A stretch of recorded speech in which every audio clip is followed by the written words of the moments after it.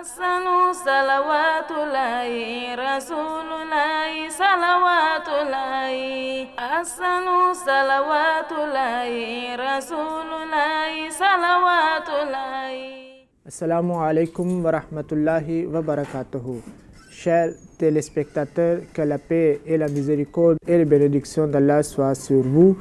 A'ouzou billahi minash shaitanir rajim. Je cherche refuge d'Allah contre le Satan lapidé. Bismillahir rahmanir rahim. Au nom d'Allah, le gracieux, le miséricordieux. Bienvenue à l'histoire des prophètes. C'est la deuxième partie de la deuxième émission qui est consacrée au prophète Adam. Dans la première partie de cette émission, nous avons discuté à propos de la création d'Adam, comment fut-il créé, à propos de sa famille et l'inquiétude des anges à propos de sa création et d'autres questions qu'on avait répondu. On va continuer à parler d'Adam encore davantage et j'ai avec moi des invités. Monsieur Abdelrachid Saheb Anwer, le missionnaire de la communauté islamique Ahmadiyya qui enseigne en même temps à Jamia Ahmadiyya du Canada. Jamia Ahmadiyya du Canada, c'est une université de théologie islamique.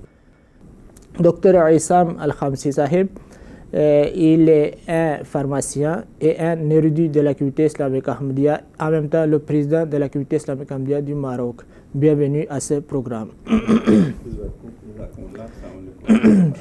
Donc, on va continuer à comprendre l'histoire des prophètes Adam. Vraiment, c'est très intéressant. Monsieur Abdelrachid Saheb Anwer, quelle est la philosophie coranique derrière l'histoire d'Adam pour que le Coran prenne cet exemple? Tout d'abord, il faut comprendre de façon générale que la mention de tous les prophètes dans le Saint-Coran, c'est pour montrer la miséricorde de l'islam, d'Allah plutôt, qu'à travers l'islam, Allah a blanchi ses prophètes. Allah a établi l'honneur de ses prophètes.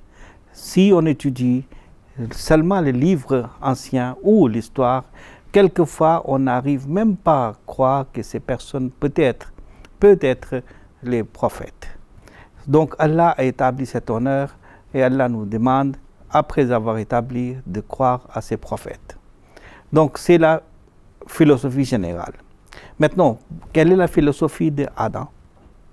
Comment Allah a blanchi Adam? Vous arriverez à comprendre que toutes les autres religions, même les musulmans, ils donnent des accusations, ils font des accusations très graves contre Hazrat Adam. Nous allons peut-être parler en détail par rapport à l'expiation, c'est la base à partir de cette chose aussi. Mais la base aussi sur cet aspect que Hazrat Adam avait des enfants de cette manière, après les frères et sœurs, ils se mariaient. Et grands érudits quelquefois, eux-mêmes ils soutiennent cette idée. Maintenant, aujourd'hui, ce deuxième Adam, comme on a dit, le Messie premier, lui, il nous a éclairci sur ce point. Si on étudie ces histoires, on arrive à comprendre, par rapport à ces histoires, que Hazrat Adam avait en total 239 enfants, avec les 120 grossesses. Et il donne aussi le nom de certains enfants, et d'autres noms, il ne parle pas. Donc certains savants disent. Oui. Okay. Et la Bible surtout dit le nom de Habil et Kabil. Et comme un enfant qui avait été tué, qui avait été martyrisé par l'autre, à ce moment-là, Dieu a remplacé, après 5 ans, il s'appelait Shis, selon ces histoires. Mais le Saint-Coran ne fait pas mention de ces noms. Pourquoi? Parce que ces noms ne sont pas importants. Ce n'est pas à cause de ces noms que l'histoire d'Adam a été mentionnée dans le Saint-Coran. Quelles sont les raisons pour lesquelles cette histoire a été mentionnée dans le Saint-Coran? Parce que le Saint-Coran est un livre de directives divines. C'est un livre qui est venu pour guider l'homme vers Dieu. Donc, où il y a des choses où la personne a trébuché, il faut expliquer. Où il y a eu le péché, il faut expliquer. Afin que l'homme, à partir de maintenant, dorénavant, il fasse attention à ces choses. Dès le départ, Allah nous a montré qu'il a mis quelque chose dans le cœur, dans l'esprit de l'homme. Si c'est un péché, ça cloche. C'est pour cela que le Saint-Prophète dit « Al-ismu ma haka fi nafsik ». Et cet événement est mentionné où l'aspect de clocher dans l'esprit est mentionné dans le Saint-Coran. Pour dire que si cet état est là, vous devez vous tourner vers Allah. C'est la conscience même de l'homme. La conscience même de l'homme. Vous devez tourner vers Allah et demander pardon si vous avez fait des torts. Et cette alarme qu'Allah vous a donnée, c'est très important. C'est pour cela, dans le hadith, Allah dit « Al-ismu ma haka fi nafsika ». Cela veut dire aussi que dès le départ, Allah a donné cette conscience des péchés et d'obéissance. Adam lui-même, il a eu cette conscience après avoir fait une erreur. Hein? Il n'a pas désobéi à Allah, mais il a fait une erreur. Mais là aussi, on comprend par cette histoire, ça fait partie de cette histoire que vous ne devez pas aller à l'encontre des directives d'Allah. Mais si vous êtes oublié, Allah est pardonnant aussi. Ça veut dire que ça vous donne la leçon en même temps. Il ne faut jamais désespérer de la miséricorde d'Allah. Si c'est sur ça que maintenant l'expiation est basée. On est tellement désespéré maintenant, on est obligé de faire venir le Fils de Dieu. On va parler après de ces détails. Cela veut dire c'est le repentir même. C'est-à-dire quelqu'un qui fait l'erreur ou bien péché. Donc on constate qu'Adam, brusquement, il a la conscience qu'il a fait l'erreur. D'ailleurs, même le Saint-Coran dit de façon catégorique qu'il a oublié. Il n'y avait pas une ferme résolution de sa part. Donc d'autres qui disent que non, il était au courant de ce péché et il a fait consciemment. Le Coran nettoie, comme vous avez dit, que le Coran blanchit Adam de façon claire même. Donc Adam n'avait pas cette intention de faire le péché. Oui. En plus, ça donne aussi le courage de combattre le vice. Et si vous apprenez cette histoire à partir du Saint-Coran, peut-être vous n'allez pas avoir les détails de façon chronologique, mais vous allez avoir des parties qui vont vous guider vers les bonnes choses. Et les parties à travers lesquelles, si vous arrivez à bien comprendre, vous allez suivre la voie de Dieu et vous allez avoir le plaisir d'Allah. Donc c'est l'objectif du Saint-Coran. C'est la philosophie pour la mention de l'histoire d'Adam. Même, oui, et je voudrais revenir sur l'âge, pas l'âge, pardon, sur les enfants et le mariage des enfants de Adam alayhi salatu wassalam. Le Messie premier alayhi salatu wassalam nous disait dans un verset en arabe Kullu shay'in fil Qur'ani lakin yamilu an-nasu ila ad-dukhani. Tout existe dans le Coran. Tout existe dans le Coran. Extraordinaire. Oui, tout existe dans le Coran, donc il ne faut pas aller chercher ailleurs. Allah était très clair dans une sourate, il dit Inna Allah astafa Adama wa Nuhan wa ala Ibrahim wa ala Imrana ala al-alamin. Traduction très simple, que Allah il a choisi Adam. Il a donné d'autres exemples de prophètes. Al-alamin, c'est-à-dire des êtres vivants. Donc si on dit que Allah astafa il a choisi, ça veut dire qu'il y avait eu du choix. Par exemple, lorsque j'ai 10 pommes sur cette table, je peux dire que j'ai choisi cette pomme. Mais si j'avais une seule pomme, comment je peux dire que j'ai choisi cette pomme? Je suis forcé de la prendre. Donc Allah Ta'ala, il a stafa. Donc le problème, il est réglé. Adam n'était pas seul. Donc il y avait des hommes avec lui. Ces hommes-là, ils sont mariés eux aussi avec des femmes. Ils ont des enfants. Donc Adam, les enfants d'Adam se sont mariés avec les autres qui sont des oncles, des tantes et tout cela. Encore ce verset me rappelle parce que certains disent qu'en effet, il discute à propos de son prophète. D'autres disent qu'il n'était pas prophète, simple, un homme simple ou bien premier homme. Donc le mot que dans le verset, c'est dit istafa. Dieu a choisi. Donc ce mot nous montre clairement qu'il était un élu. Donc c'est ça on dit le prophète. D'ailleurs même le verset coranique, Inch'Allah on va discuter, qui dit que inni ja'ilun fil ardi khalifa. Donc je vais établir un calife sur la terre. Donc ce mot aussi montre qu'il était vraiment un prophète de Dieu. Et n'oublions pas l'histoire de ces deux fils aussi. Hein. Comme vous avez fait mention, dans ces deux, parmi ces deux, ils ont fait le sacrifice. Le sacrifice d'un a été accepté aux yeux d'Allah, l'autre n'était pas accepté. Donc Caïn a tué son frère Abel. Donc Caïn, lorsqu'il a tué, donc il a regretté lui-même comme son père. Mais son père n'était pas un assassin, quand même. Mais quand même, c'est écrit qu'il a regretté. Qu'est-ce qu'il faut maintenant? Donc, en même temps, la question de repentir. De toutes les façons, il ne faut pas avoir de la jalousie. Hein. Si, entre les frères, c'était une jalousie. Et d'autres, franchement, souvent, on ne sait pas d'où ils prennent ces genres. Ils disent qu'ils se sont bagarrés à cause d'une femme. L'autre voulait marier et telle femme, l'autre a dit non, moi je vais prendre cette femme. Donc voilà, ce sont des choses étranges qui n'ont rien à voir avec le Coran. Voilà, effectivement. Effectivement, moi j'aime très bien une interprétation que le deuxième calife il a dit dans le Tafsir al-Kabir, le commentaire du Saint-Coran, au sujet de Adam. En fait, l'histoire de Adam qu'on a dans Surat al-Baqarah, le verset du Baqarah, la vache, c'est en quelque sorte, il résume les histoires de tous les prophètes. Tous les prophètes, ce sont des Adam en quelque sorte. Et leur vie et la chronologie de l'histoire dont ils ont passé, ils se reflètent sur tous les prophètes. Adam, ça peut être Moïse, ça peut être Mohammed sallallahu alayhi wa sallam, ça peut être tous les prophètes. Parce que chaque Adam, lorsqu'il vient avec un message, il y a toujours un iblis à côté de lui qui va être contre lui. Et Adam, il a toujours des enfants. Et des enfants, ils ne sont pas toujours pareils. Et quelqu'un qui va envier l'autre. Donc ce n'est pas forcément Qabil et Habil, ce sont les enfants de Adam, de la progéniture de Adam, ça peut être de la descendance de Adam.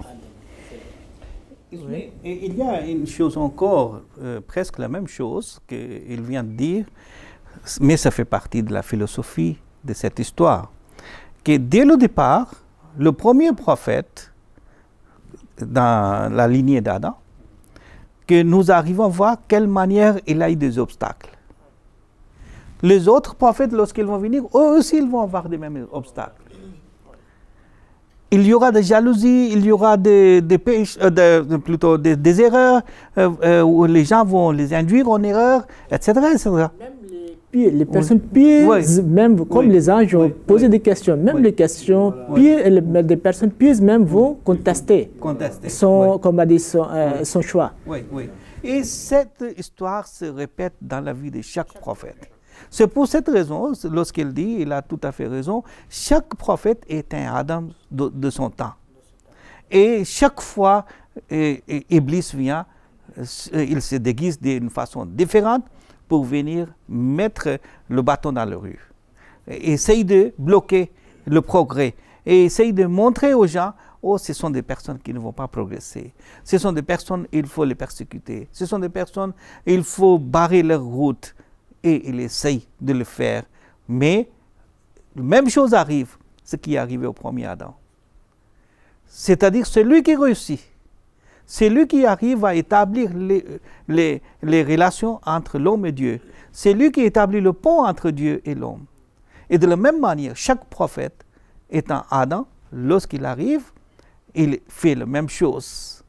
Et c'est lui qui réussit. C'est pour cette raison qu'il a dit, c'est le résultat de chaque prophète. Et qui arrive, et c'est la philosophie de l'histoire d'Adam, que vous voyez, de même manière, ces histoires vont continuer à passer, et chaque fois que cette chose arrivera, vous allez voir un aspect. Il y a un autre... même le Messie promis, il est passé par là. Oui. il y a une autre chose aussi, qui est très important, qui est sorti pour le moment de ma tête. Ok, oui. on va continuer lorsque... Vous voyez, en effet, Dieu montre qu'il est puissant également. il fait une création. Actuellement, est-ce qu'on peut faire cette création? On ne peut pas, l'homme ne peut pas penser à ça. Donc, ça montre la puissance divine aussi, comment il l'a créé. Deuxième chose, qu'il crée une création physique et il nous montre qu'il peut créer spirituellement aussi. Il peut nous donner une autre vie. Comme dans la Bible, Jésus parle de naître de nouveau, une nouvelle naissance. Parce que Dieu nous montre, effectivement, Adam a connu des vies. Première vie physique, lorsqu'il a été dans sa forme comme nous.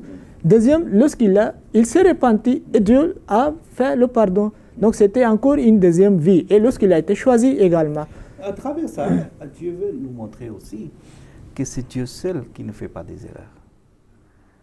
Même si c'est son envoyé, mais étant un homme, il reste un homme, il ne devient pas un Dieu. S'il commet une erreur, ce n'est pas quelque chose de grave.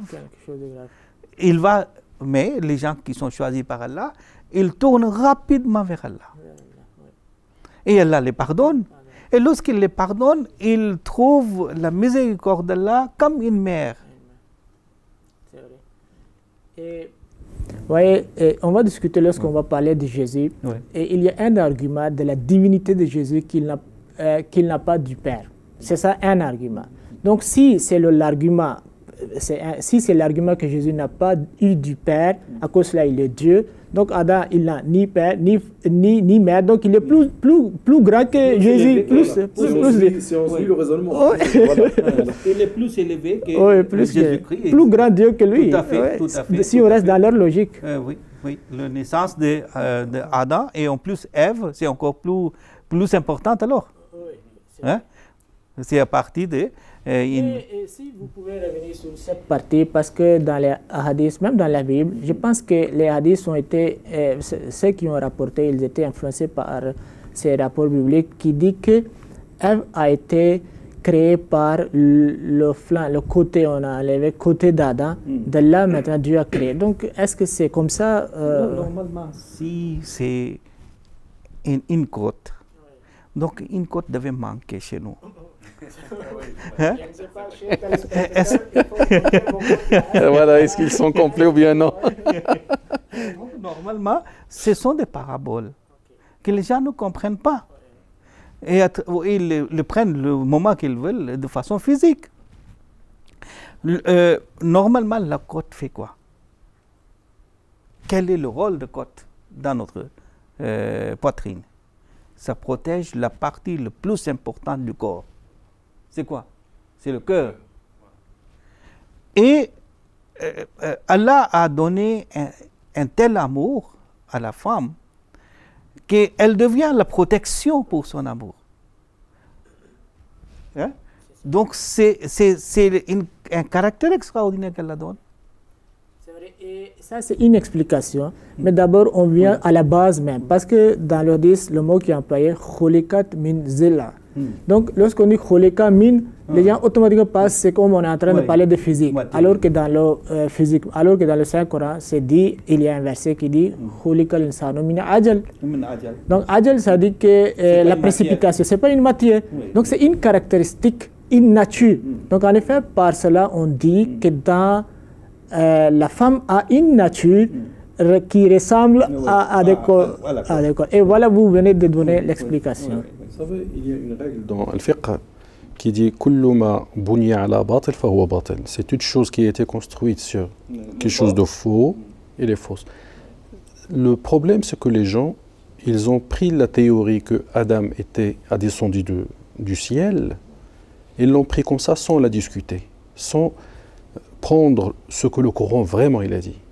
Donc il essaie de tout mettre en accord avec leur hypothèse première que Adam et les hommes. Même s'ils doivent inventer, s'ils doivent dire quelque chose qui sont contre le Coran, contre le hadith, il n'y a pas de problème. Parce que pour eux, et là aussi c'est comme Adam, eux aussi ils ont fait des erreurs, mais ce ne sont pas des erreurs volontaires. Eux, parce que leur souci, c'est de défendre. Il faut qu'ils comprennent. Voilà. C'est le but de notre émission. Il y a un autre aspect, je vais ajouter. Donc, supposons que Ève a été créée d'Adam. Donc, Ève est devenue sa fille, pas sa femme, parce qu'elle est issue d'Adam. Donc pourquoi maintenant ce fils se transforme en qu'elle fait le rôle d'une femme? Ça aussi, ça c'est hors de compréhension. Comme le frère vient de dire tout de suite, c'est quelque chose qui est très important, ce qu'il a dit. C'est-à-dire que si on prend cette hypothèse, c'est basé sur cette chose qu'Adam est le premier homme. Mais en même temps, cela nous donne aussi cette idée que Dieu est faible. Dieu a des ressources assez limitées. Comme il pouvait créer Adam, il ne pouvait plus créer son épouse. Comme il pouvait créer une fois une personne, il ne pouvait pas créer plusieurs personnes. Donc c'est pour cela que le Saint-Coran répète cette chose plusieurs fois. Qu'Allah est Aziz, Allah est Qadir, Allah est Kavi. Allah a tous ses pouvoirs. Okay, Dieu, il a montré qu'il est puissant. Maintenant, il montre d'une autre manière. Parce que lorsqu'il choisit un faible comme un calife, donc il le soutient. Donc dans le Saint-Coran, il y a un mot, et c'est ça la question que je voulais vous demander, que Dieu a dit que Adam c'est un calife. Quel est le sens de ce mot calife? Jusqu'à là, comme on avait commencé, l'homme il vivait dans les grottes. Pour lui, le monde, c'était les grottes seulement. Qu'est-ce qui était dehors? Allah a tiré l'homme de ces grottes. Maintenant, il fallait établir ses relations avec Dieu. Pour établir ces relations, l'homme, de façon générale, ne pouvait pas comprendre, ne pouvait pas recevoir cet enseignement. Donc, Allah a choisi parmi ces hommes une personne, Adam, comme son représentant. Que Allah va communiquer avec lui, c'est lui qui va les guider comment vivre selon les préceptes donnés par Allah. Donc, c'était ça la raison pour choisir Adam comme son calife. Et il l'a conduit, et par exemple, tout d'abord, il a construit une maison. Le Saint-Coran nous dit clairement, les Nasi, que cette maison a été construite peut-être comme le premier modèle de la maison. Comment il faut construire la maison. Ça veut dire, ça aussi c'est une chose révélée de la part d'Allah, que l'homme, comment vous allez vivre une vie civilisée maintenant. Avant, vous viviez une vie non civilisée. Maintenant, il faut commencer à vivre une vie civilisée. La première chose, avoir une maison. Vous savez, que vous soyez protégé. Parce que le moment que vous allez sortir des grottes, il y aura des animaux qui vont vous attaquer. Il y aura les tempéries. Il y aura d'autres problèmes, le froid et aussi le chaud. Donc, vous devez avoir un modèle de la maison dans laquelle vous pouvez vivre. Et cette maison était la première maison qu'elle a donnée. Et donc, ici, quelque chose encore très intéressant. Allah a donné une seule maison pour appeler les gens vers Allah. Maintenant, il y a eu la dispersion à partir de cette maison. Petit à petit, cette maison même a été oubliée. Mais après, longtemps après, la même maison devait réunir encore toutes ces personnes, toutes ces religions. Vous êtes en train de parler du Mecca, là. Voilà. Donc c'est la même maison. Donc c'est encore une fois la même unification du monde et en même temps ramener vers le même Dieu, parce que les gens avaient été déviés, ils avaient pris des chemins différents, il fallait les ramener à la source. Donc c'est l'objectif de la Kaaba aussi. C'est pour cette raison que cette personne a été fait un calife. Que voilà, maintenant je vais vous montrer le chemin d'Allah. Allah m'a montré, moi je vous montre. Et après, avec cette image, on continue à avoir des califes d'Allah. Parmi les commandements, d'autres, il y a d'autres que Dieu, certainement lorsqu'on dit que moi j'ai choisi, lorsqu'il a choisi, il va communiquer je t'ai choisi. Donc c'est une révélation. Oui. Maintenant, il y a d'autres commandements. Par exemple, ça on va Inch'Allah discuter qu'il ne faut pas t'approcher de cet arbre. Mais ce que vous venez de dire, dans le Saint-Coran, il y a un verset, en effet, c'est ça que vous étiez en train d'expliquer dans Surat Taha, chapitre 20, que tu dois pas, il ne faut pas mourir de faim. Oui, il faut boire de l'eau. Tu ne vas pas mourir de soif. Oui, de soif. Et il ne faut pas sortir dans le soleil qui est en train de... C'est-à-dire qu'il faut te protéger contre... Donc, c'est des petits commandements. Comme on dit qu'on se dirige vers un homme civilisé. Cet aspect, c'est tellement important que la civilisation et la religion ne sont pas des deux choses séparées. C'est la religion qui donne la civilisation. Et c'est la religion qui vous a appris à vivre, appris à vous habiller, hein, appris à construire les maisons. C'est la religion qui vous a donné cette civilisation. Je vais vous demander encore une chose, parce que lorsque vous avez dit que Dieu a révélé à Adam, Dieu a parlé à Adam, donc il y avait quelques noms aussi. Le Coran nous apprend qu'Adam a appris quelques noms asma de la part d'Allah. Donc quels sont ces asma, si vous pouvez un peu... C'est aussi, tout d'abord, comme frère avait dit, que tous les prophètes sont des Adam. À chaque prophète, Allah apprend des asma. Et de la même manière, il a montré Hazrat Adam aussi asma. Mais M. Promis à un endroit, il disait, et comme il y a une erreur qui était arrivée, maintenant demander pardon. Et Allah lui a montré quels sont les mots à choisir, quelles sont les phrases à formuler pour demander pardon à Allah. Et avec les asma aussi, veut dire que ce sont des attributs d'Allah qui vont se manifester. Mais ce sujet va trop loin. Comme je disais, au temps de chaque prophète, des asma d'Allah se manifestent. Et petit à petit, ça aussi, la manifestation a une évolution aussi.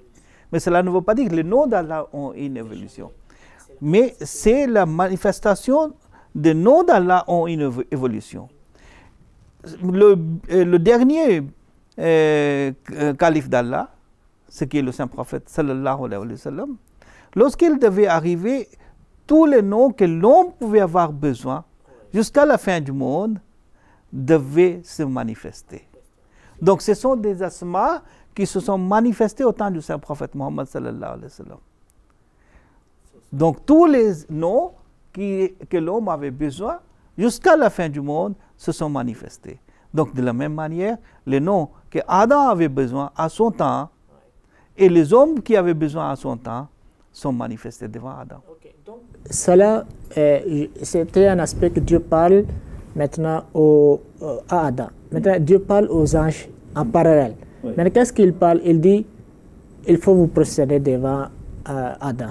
Maintenant, l'Iblis, il refuse. Donc, quelle est la philosophie d'Adam? Et surtout, je vais ajouter, parce que dans la Bible même, c'est dit dans Deutéronome chapitre 5, versets 7 et 8, qu'il ne faut pas vous prosterner devant autre qu'Allah, autre que Dieu. Même aucune image, même ce qui est sur la terre, sous le ciel, dans les eaux, ainsi de suite. Le Saint-Coran aussi, de façon catégorique, dit que la tasjudu li shamsi wala lil qamar wasjudu lillahi allazi khalaqahunna. Chapitre 41, verset 38. Donc, est-ce qu'il y a une contradiction? Un côté, Dieu dit il ne faut pas vous prosterner devant la lune, devant les autres choses, et de l'autre côté, il dit il faut vous prosterner. Tout d'abord, nous devons comprendre, lorsque les anges ont refusé de se prosterner, excusez-moi, j'ai dit, lorsque les anges ont montré leur inquiétude par rapport à la naissance de Adam, à ce moment-là, Allah avait dit Inni alamu ma la ta'lamun, que moi je sais ce que vous ne savez pas. Donc cette phrase est très importante. Encore, la manifestation des attributs parfaits d'Allah, même les anges ne savaient pas. Comment ces attributs vont se manifester? L'autre aspect, on a déjà expliqué.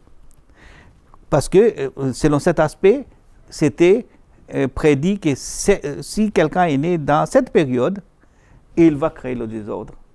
Hein? Les anges savaient ça. Maintenant, Allah dit, vous ne savez pas ce que je sais. Et lorsque Allah a fait naître dans un moment où c'était le moment de succès, de réussite, et que la personne ne devait pas avoir l'effet complet de l'obscurité. Donc à ce moment-là, les anges se sont prosternés. Et le moment qu'il y a eu la manifestation de ces noms d'Allah, ce qui sont faits par Adam, et tout d'abord c'était au temps d'Adam, après c'était le saint prophète sallallahu alayhi wa sallam, ils sont étonnés que telle chose va se manifester. Automatiquement tous les anges se sont prosternés. Maintenant, merci, s'il vous plaît, nous sommes arrivés presque au terme de cette émission, Inch'Allah, et on va continuer dans la prochaine épisode, s'il plaît à Dieu. Donc, chers téléspectateurs, j'espère que vous êtes en train de bénéficier de cet épisode de l'histoire d'Adam. Vous avez bien compris à propos d'Adam. Malheureusement, on n'a plus de temps pour cette émission. Inch'Allah, on va continuer. Assalamu alaikum wa rahmatullahi wa barakatuhu. Salawatullahi karami salawatullahi asanu salawatullahi rasulullahi salawatullahi sharafi salawatullahi mai salawatullahi asanu salawatullahi rasulullahi salawatullahi muhammadu salawatullahi ahmadu salawatullahi mahmudu salawatullahi najiyullahi salawatullahi